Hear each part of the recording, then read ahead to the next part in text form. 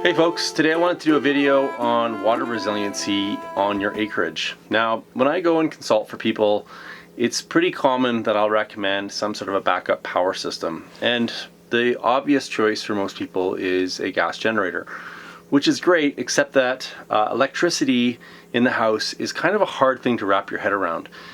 With electricity in a house, you've got a whole bunch of small loads, like this fridge for example, that needs power 30% of the time, and it needs it whenever it wants it because it's thermostatically controlled. So as soon as the temperature in the fridge goes to a certain point, so it rises as it's kind of trying to assume the temperature of the environment around us, the thermostat tells the compressor to kick on and bring the fridge down. And so in a power outage, if you're going to run a generator, all these little appliances that have been designed with the idea that electricity is always available in real time will only operate if your generator is running 24 hours a day, which is why having a battery bank and a solar array is really important. However, for most of us, it's really a big, hard pill to swallow when we realize that a grid hybrid system, so solar panels, a generator, a grid tie connection, and a battery, and an energy management system, which are all the components that you need, plus the switchgear, all the components that you need to operate an off-grid or grid hybrid power system, is going to cost between $70,000 and $100,000. It's super expensive. And so we don't have those resources right now. And while we do have a solar array, it is grid tied, but I don't have the switchgear, I don't have the batteries, I don't have the energy management system, which means that when the power goes out, my solar panels aren't doing anything for me, which kind of sucks. And so when you're living rurally and you don't have a city to manage your sewage, you don't have a city to manage your water, you have to come up with other strategies to be able to deal with those power outages. And so one of the strategies we have in our house is we have a wood fireplace. Actually, we have two. And so we have one that allows us to cook, and we have one that allows us to heat. And the cooking stove actually allows us a little bit of heating capacity as well. We also have a solar oven, which we can put outside in the summertime. So if we don't want to light a fire inside of our house, we can use a solar oven to cook. And then we're also in the process of building an outdoor kitchen. So we've got our heat and our cooking kind of taken care of for all of the potential seasons for a long-term power outage. But that leaves a bit of a problem for light, and it leaves a little bit of a problem for water, and it also leaves a problem for refrigeration. So for refrigeration, we're in the process of building a really big underground root cellar, which will be able to keep everything that we need cold year-round, so it'll prevent it from freezing in the wintertime. And I'll make a future video about this on how to design your own root cellar. But it also allows us to keep it cool in the summertime. So in a really bad case, really long-term power outage, we'd be able to move all of our food from our fridge into our root cellar. Doesn't solve the freezer problem, but we'll have to address that in a slightly different way. But it will deal with our refrigeration in the house. Now, as far as the water system is concerned, because we don't have a good water source, our water comes from a well. Eventually it's going to come from rainwater once we install our tank. But in between here and there, I needed to come up with a way to supply water to my family, either for irrigation or for drinking, or even to operate the toilets. Now eventually our toilets are going to go to composting toilets, so that'll reduce a massive amount of water that we have to use in the house. But we still need water to drink.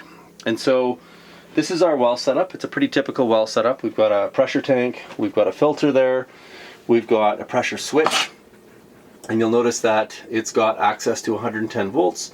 And so, like most wells, it requires electricity when the pressure in the system goes below a certain threshold, and then it turns the pump back on.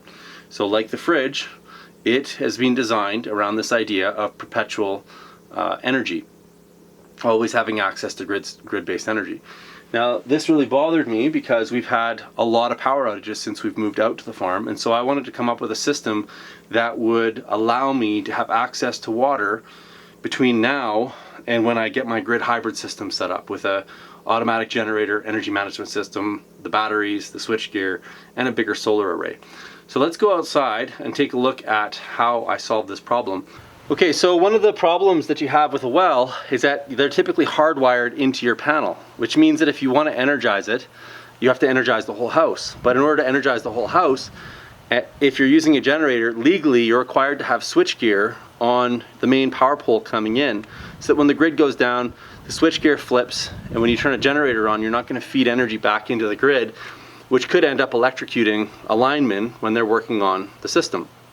And so that usually means that you got to go buy a $5,000 generator with $2,000 worth of switchgear and a bunch of installation, and you know, it could end up costing you $10,000 in order to be able to have backup water in your house, and even potentially backup light. And I'll talk about backup light here in a second. Let's take a look inside of this junction box. So the way this works is we've got a cable here, and you'll notice that it's a female, and this cable ties into this cable right here, which is outside of the box, which is a male. And then we've got this other cable right here, and so I can remove this, which is unplugging the well from the grid right there, and I can plug this guy in here. So now I've literally disconnected it from the power panel inside the house, and now in order to energize the well, I can plug this into my generator. So I can sit my generator right here, and I can plug this plug into it, which means that my generator can run outside. It's not going to asphyxiate us because it's running inside. It means that my house doesn't have to have all the noise of the generator inside with some sort of an exhaust pipe coming out. And then I can energize my well and fill up a bunch of water tanks in my house in the event that we're going to have a long-term power outage, so that at least we can cook and drink, which are the basics that you need in a well. If somebody wanted to have a shower, then we could keep the generator running for 5 or 10 or 15 or 20 minutes so that we could cycle through all the showers in the house as well. And as soon as the showers were done and we had enough water stored, then we'd come out here, shut the generator off until we needed water again. And so this is a really inexpensive, all of this kit probably cost no more than a couple $100. I already had the generator ready to go. It had 240 volts available.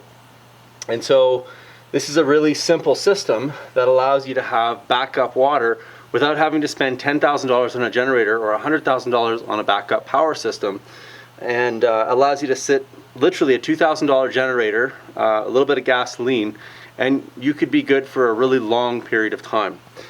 You could theoretically also set up a small little solar power array out here with batteries and an inverter that produced 240 volts and have your well operating off-grid all the time. It wouldn't be that hard to do. You could do that with some basic essentials in the house if you needed to, without having to kick off all sorts of code-based stuff as well. Now I'm going to modify this system a little bit further, because the light solution that I was just referring to is solved by some basic Makita flashlights. And so if we were running our generator for an hour or two, then we could also be charging our Makita batteries at the same time. And a Makita flashlight lasts for a really long time. And so if we're in the middle of a power outage and we need some light at night, we just make sure all of our Makita batteries are charged. And you might do that every couple of days in order to have a good supply of light. And there you go. That's how you deal with water and light. We've talked about heat and cooking. So those are the bare essentials that you need when you're dealing with a power outage that will allow you to still have a fairly good quality of life, just by setting up something like this and having some basic wood appliances in the house that allow you to keep things warm, keep light, keep water, and keep your basic essentials going in your house. Here's a couple of Makita flashlights. I really like this one. It's a big spotlight, with a 3 amp hour battery. Actually, that's a 5 amp hour battery. You get hours of use out of something like this. They don't take too long to charge, and really useful in a power outage. This is a trouble light, but it's obviously battery powered, and this one's got a 4 amp hour battery on there. And so I've got a pile of extra batteries. They're really useful, not just for lighting, but if I have to do any work during an outage as well. As long as my batteries are charged, I don't have to run the generator constantly in order to run a skill saw or a jigsaw or any of the other tools that I've got. And so these are a real godsend on an acreage. Sometimes it's not even about a power outage. You just want to be out in the field doing work. You don't have to haul a generator around with you, so you can haul your power with these batteries. But we made sure that we had all the right tools that allow us to operate with or without grid-based power.